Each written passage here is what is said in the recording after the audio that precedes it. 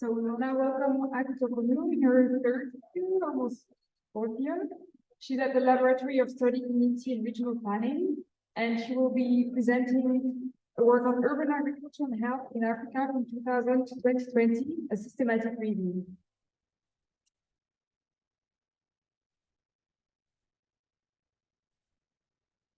Thank you very much, all of you. I'm really pleased to present today this part of my PhD thesis. So this will be the plan of my presentation. And in introduction, I just wanted to talk a little bit or recall the rapid growth of the population in Africa, which is a subject that is very important for all urban planners and architects in Africa. And these projects, this presentation is in the context of that rapid growth of the population. And the challenges that we can see coming from that rapid growth are many. We can see that slums are being created more and more, and that also induces things like lack of good sanitation infrastructures, and we have also food insecurity and many other health issues. And we can also see that the WHO in 2020 recalled us to scientists and to urban planners and architects to always to not forget about integrating health into our practices. And Marcus Grants et al. As well recalled it in their publication, from which I took this graph. So this was to give a kind of background, a context to the projects. And I want to let you know that the project is under the SNF funded project Synergia, and it's called Global Health Africa. And the objective of the project is to bring together many people from different disciplinaries, and to try to focus on the subject of global health and see how innovation can come from Africa to other continents. So it's kind of want to promote the subject of reverse innovation. So my PhD thesis is actually about the assessment of urban agriculture impacts on perceived health in Dar-Es-Salaam, Tanzania, East Africa, and in Lomé, Togo. And about that, these are the assumptions we are working on. The first one is we are supposing that there is no formal framework in urban planning for urban agriculture.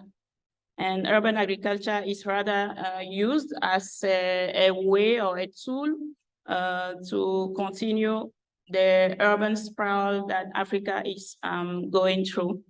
And another assumption is that urban agriculture, which is informal in these or those cities, does not produce enough food to feed the whole city.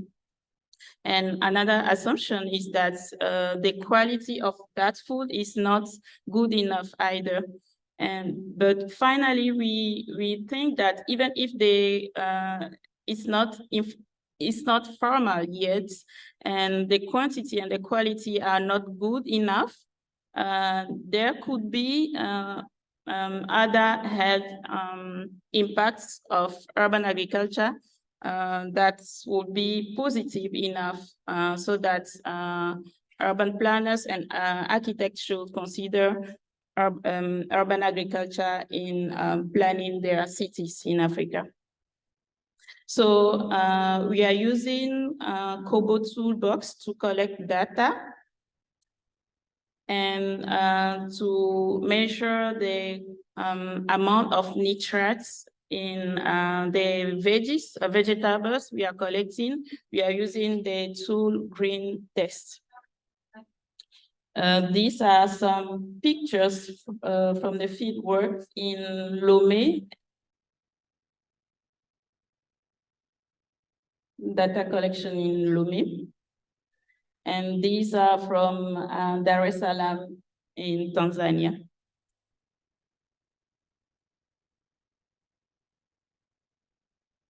These are some of the vegetables we have collected and how we were working on them with the green test tool. Okay, just a quick summary about what we have been getting so far. It's just to tell you that globally, all the hypotheses are being confirmed so far in Lomé. But in Dar-Es-Salaam, we have remarked that urban agriculture is not that informal because they have a department taking care of urban agriculture in every municipality. So what we have also remarked is that the vegetables are more contaminated in Lomé than in Dar-Es-Salaam. So the quick link we can make is when it's formal, the vegetables are less contaminated.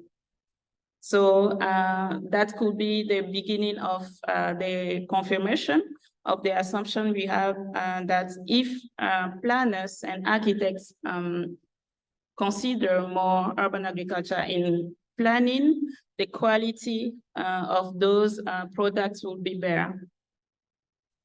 Okay, now we will talk about the systematic review we have done about urban agriculture and health in Africa from 2022. From 2000 to 22. So the question is, do we have or will it be good to integrate urban agriculture into our architecture and planning practices?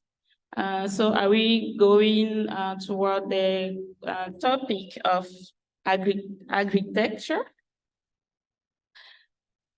And to perform this systematic review, these are the steps we went through: the choice of the databases, the query question. We collected the papers, then we constructed the secondary database using Zotero. Then we cleaned the data, and we completed further information that we didn't get from those databases.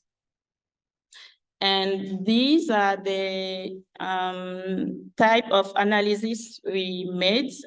We went through the type of papers or publications, the number of those publications, the topics, spatial analysis of the publications, the institutions publishing those papers and the methodologies they have used writing them, and the chronological analysis of those publications.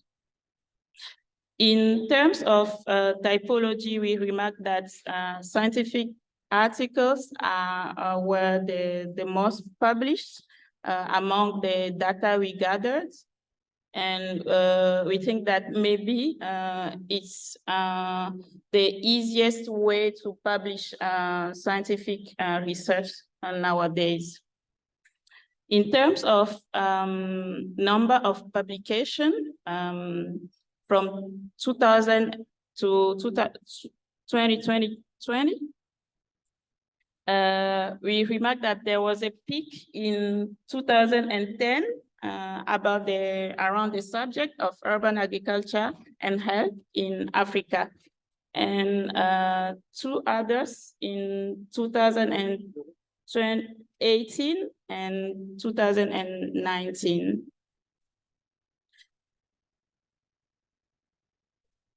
We have remarked, sadly, that architecture and urban planning are not much represented in this time frame of publication about the subjects. And we are wondering if that means that in our field, we don't publish enough about scientific research, or is just maybe another reason. And as for the topics of publications, we have remarked that there was a lot of publications about the negative impacts of urban agriculture on health in African cities. Especially, we've seen that the publications or the studies were concentrated on a few countries, especially in West Africa. We can cite Ghana, Côte d'Ivoire, Burkina Faso, Nigeria, Cameroon, and a few in East Africa, Tanzania, and one in the South Africa.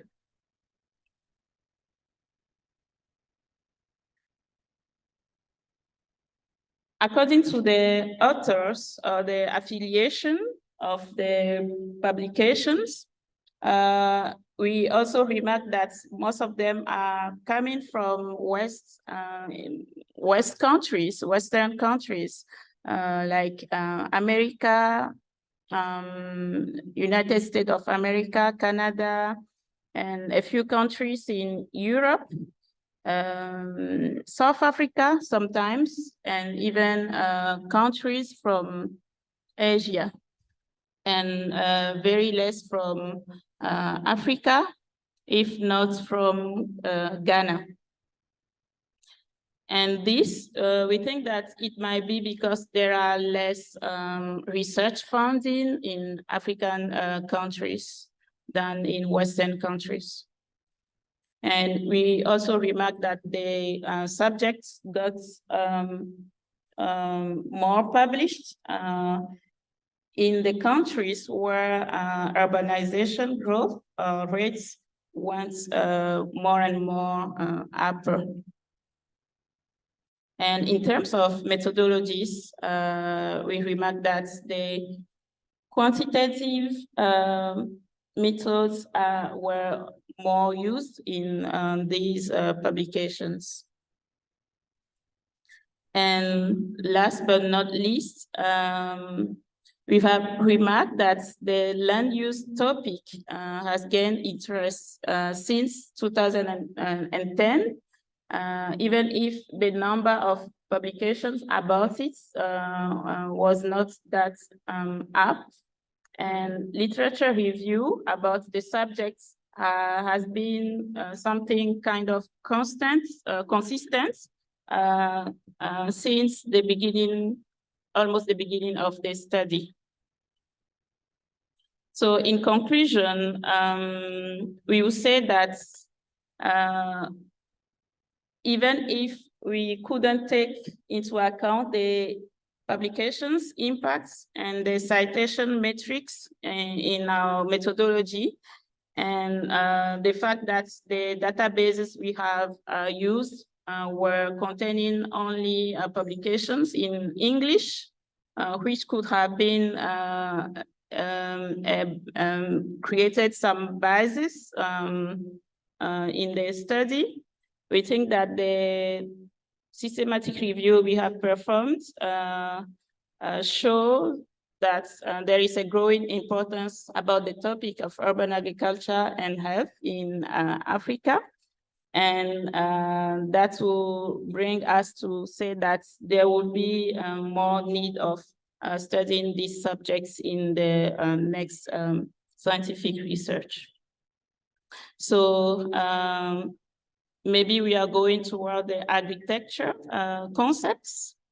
And for the next steps of the project, we will be writing the papers coming from the analysis of the data we just collected, and we will defend our PhD thesis. Thank you very much, Asante.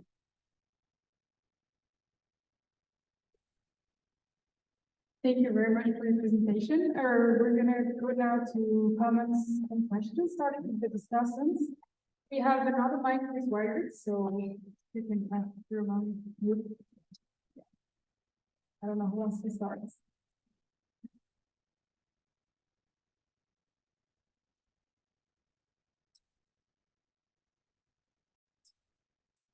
Thanks a lot for your presentation.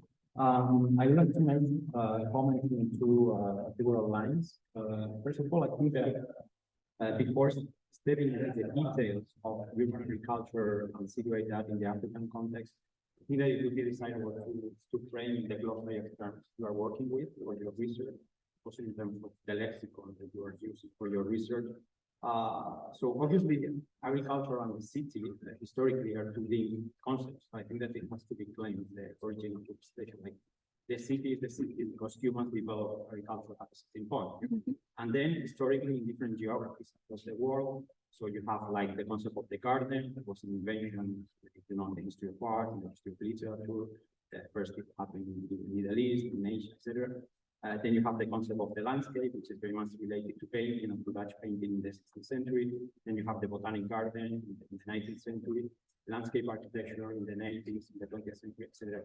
So I think that nowadays we find ourselves in this moment in which, after all this evolution, in which humans have been able to control, manipulate nature, to create nature, fabricate natures, there is this feeling that agriculture should go back to the metropolis, to the city. But all these things have to be entangled, that all these things have to be put together, because in my opinion, I mean, you cannot talk about urban agriculture without understanding like the politics of gardening, landscape, geology belongs to the discipline of landscape architecture. And this has to be properly kind of conceptually explained. So Okay. And situated in the African context, in the historic and contemporary. Okay. And then the second comment I would like to do refers to your methodology. So you have used a lot of terms like the word data analysis, and then there is an emphasis in papers, and then what we would call like academic research that has the form of academia. However, I wonder if you could mobilize other systems of research that go beyond the traditional format of the school. I mean, I know that, you know, I make an excursion, but when e-banking started to be developed, Africa was the most advanced place in the world, because it didn't have the infrastructure of the 20th century banking, and therefore all of a sudden, like the most developed places in the world in terms of e-banking and digital economy were both Africa and China, like very roughly.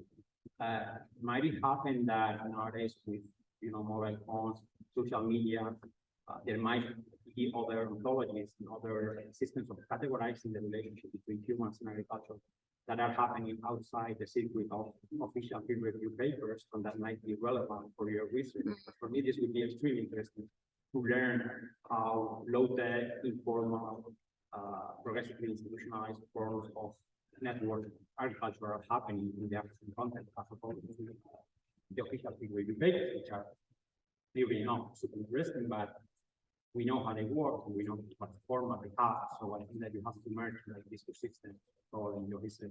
So Okay. it becomes more specific, situated, and contextualized. It's a super interesting topic. Looking forward to discovering the next step. Thank you so much. Yeah, no, I agree. I think it's a very interesting topic, of course, extremely relevant. Also very ambitious. I mean, you're thinking about the whole continent as you know, perhaps better than us here, like extreme a number of nuances, languages, cultures. So it's, I think a question, perhaps also speaking about, in terms of how one frames a presentation like this, perhaps you want to explain us what is more your focus. So if at some point you will write 1 or 2 papers that will contribute to this relatively large number of literature that you were describing, you can tell us exactly where is your contribution as the designer is more relative to the tools through which you're gathering data, so that we can better assess and also like direct feedback in a slightly more specific way. Since I work mostly here in the context of history of architecture, I will comment more from this side, in the sense that what worried me a little bit of your presentation is when you started to propose us what your conclusions might be, which from a historical point of view, they sounded to me not extremely unpredictable, which is planning means progress, planning means health, because there is a long tradition of that, and there's enough critical literature to assess how from the north we very quickly, I mean, come from the south, we're sitting here and this is how ideas of planning are immediately reach as solutions to potential quote-unquote problems that might happen there, because besides perhaps the entangled networks are much more complex than what we could start to assess with this very modern idea of planning. So perhaps my suggestion is that perhaps in the literature that we're revising, could either include some studies that there are many on, history of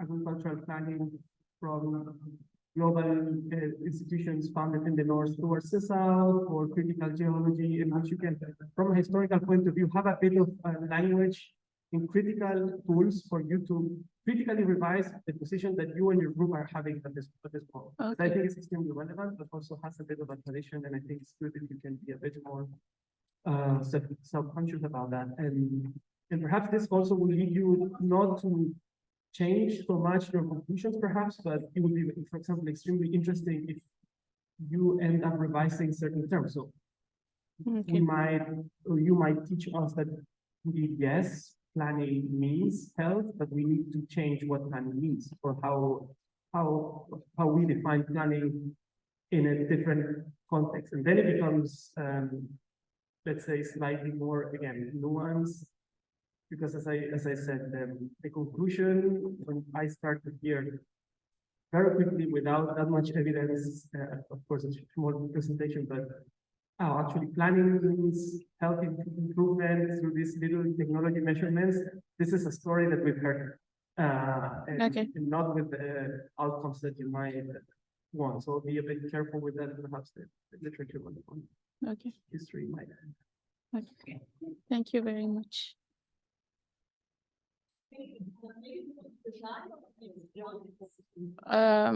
Maybe in the end, yeah. Yes, please. Okay.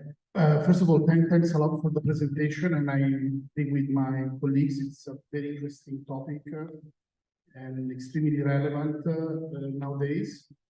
I think that it would be very important at the beginning of the presentation, when you introduce your thesis, to explain more about the types of urban agriculture, because in a way, when we mention urban agriculture, of course, we think agriculture in the city, but in fact, there are different typologies of practicing agriculture in the city, which can go from the small plot to larger fields. No?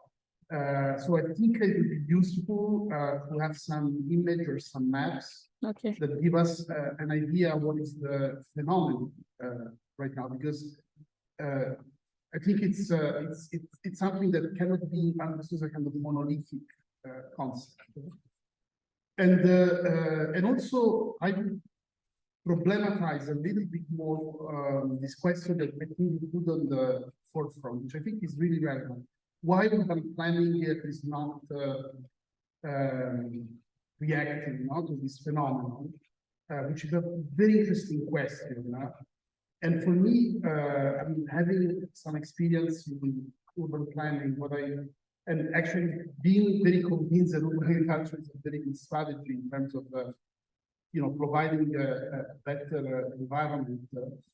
One of the main reasons why it's so difficult to implement urban agriculture is the cost of land in the city is bigger than in the countryside, so to speak, or in the periphery. So if you are an owner of land in the city, usually you try to build housing or, let's say, buildings rather than practicing agriculture. And that's why urban agriculture is somehow ejected from the city and becomes actually what you call like a sprawl, a kind of fringe activity. So I think that I'm not saying that you have to solve this problem, but I think you have to also address the question of urban agriculture from the point of view of land use and the economics of land use, and how, unfortunately, the economics of land use in capitalist countries are very hostile to urban agriculture because it's not as profitable as actually buildable land. That's why such a planning is very not really incorporating this question.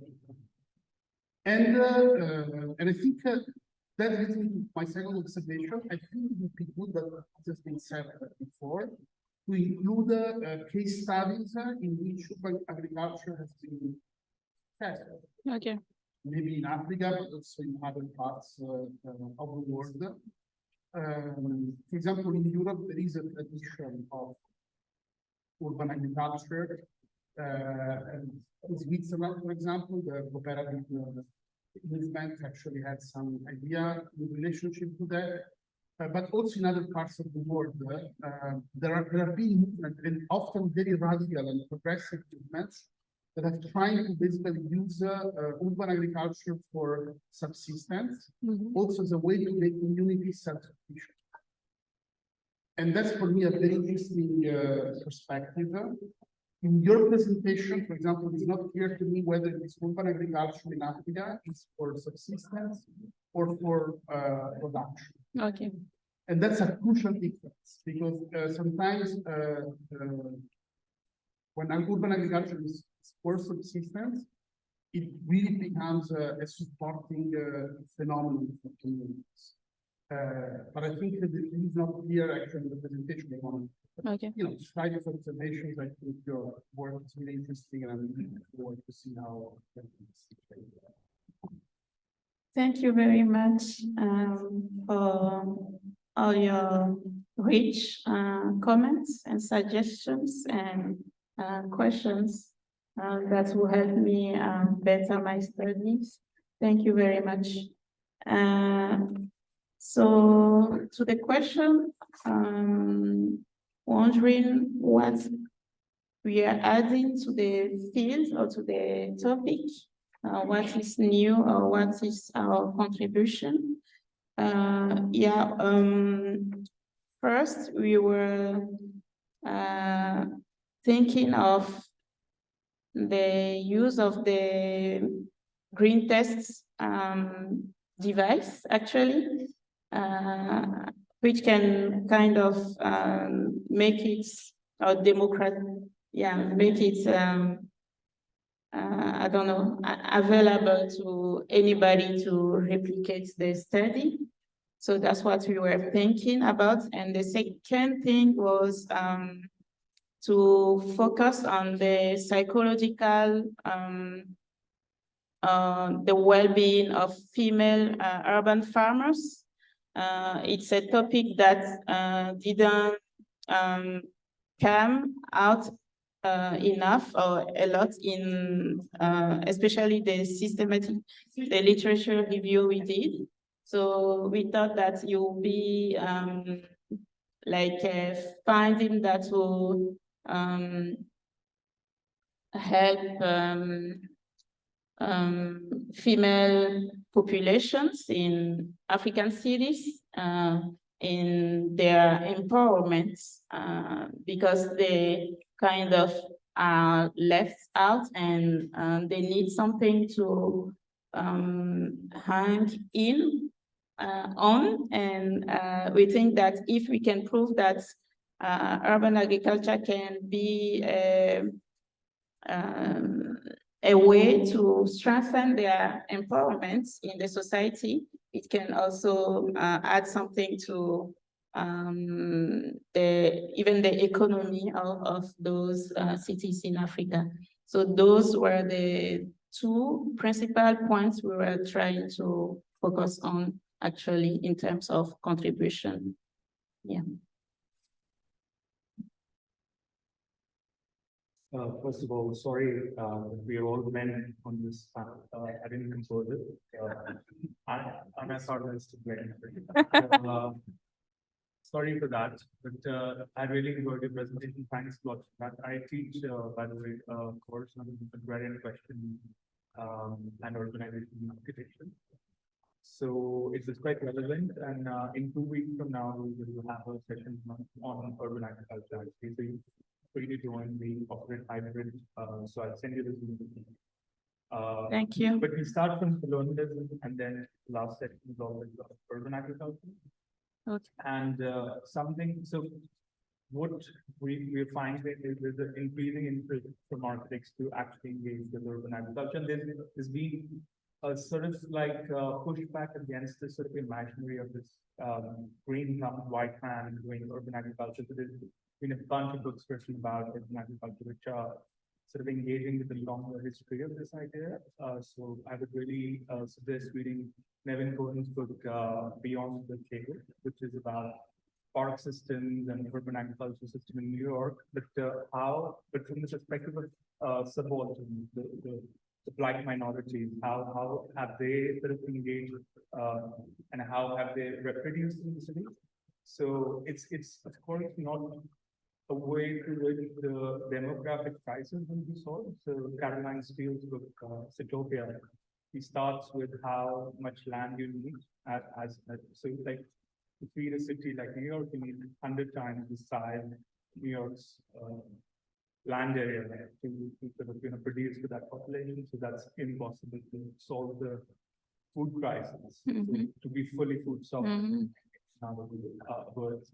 But there's been a bunch of like, as you're saying, there's been a bunch of architecture ideas. So like when the Italian avant-garde and all across the world, there are tries to like think about agriculture and the urban or architecture together. And I mean, Charles Waldheim has written about this.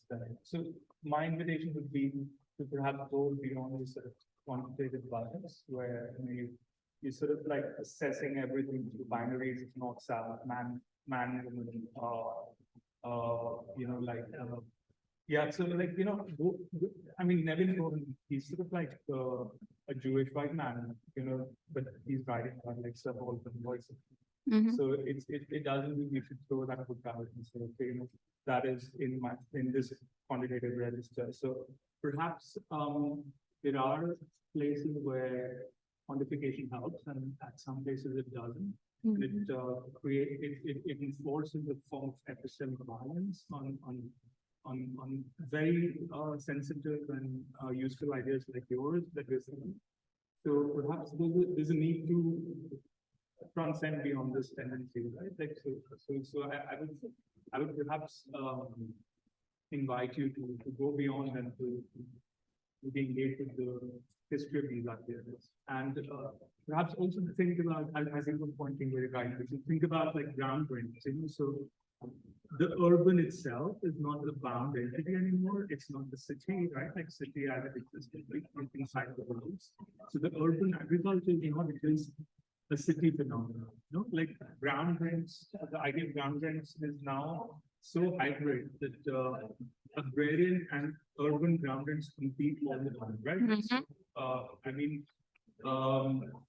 like that's why both the agronomists and urban studies scholars are competing for disciplinary boundaries. Mm-hmm.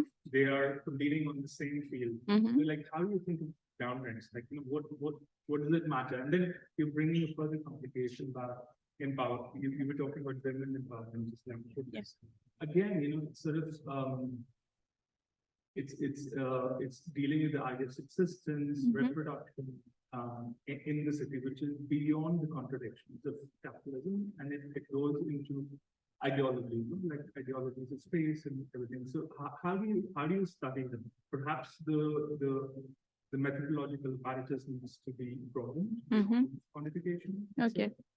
And maybe one last point would be to perhaps to perhaps to identify some of these ideas in African studies. Like, if you look at the work coming out of the African Center for Cities, for instance, there's a whole working group on urban agriculture there. So like, what they have engaged with this sort of history of ideas in urban agriculture in Africa. So perhaps to look more closely and in a fine-grained way in what they're producing, instead of having this global overview of literature. Right? Okay. Yeah. So I mean, I don't know. I was all over the place, but maybe you could make some sense out of that. Thank you very much. And I had another question that was asked.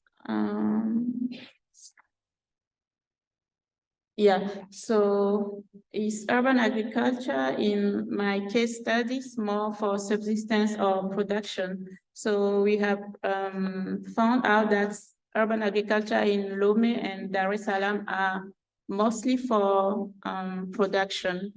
They do it for selling in the markets. Yeah.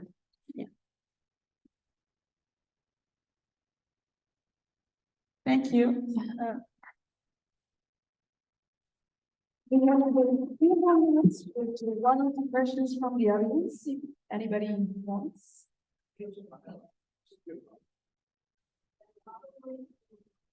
Thank you very much. I was wondering if you could tell us something about the urban tissue, because on all the images, it seems quite distributed and quite a lot of space available for agriculture. And I was wondering, as you just said, that it's like the productive part is prevalent. Does it mean that they also have quite big surfaces compared to like urban agriculture in many Western, like, or like Northern European cities, where it's really like you have never a hectare, you have small parcels, so the production is always getting difficult. I was wondering if you could. Yeah, they most of the time they have at least about 600 square meters to produce urban agriculture on it, and sometimes even acres, hectares en français. Oui. So yeah, it's quite larger than what we have in Western countries. Yeah.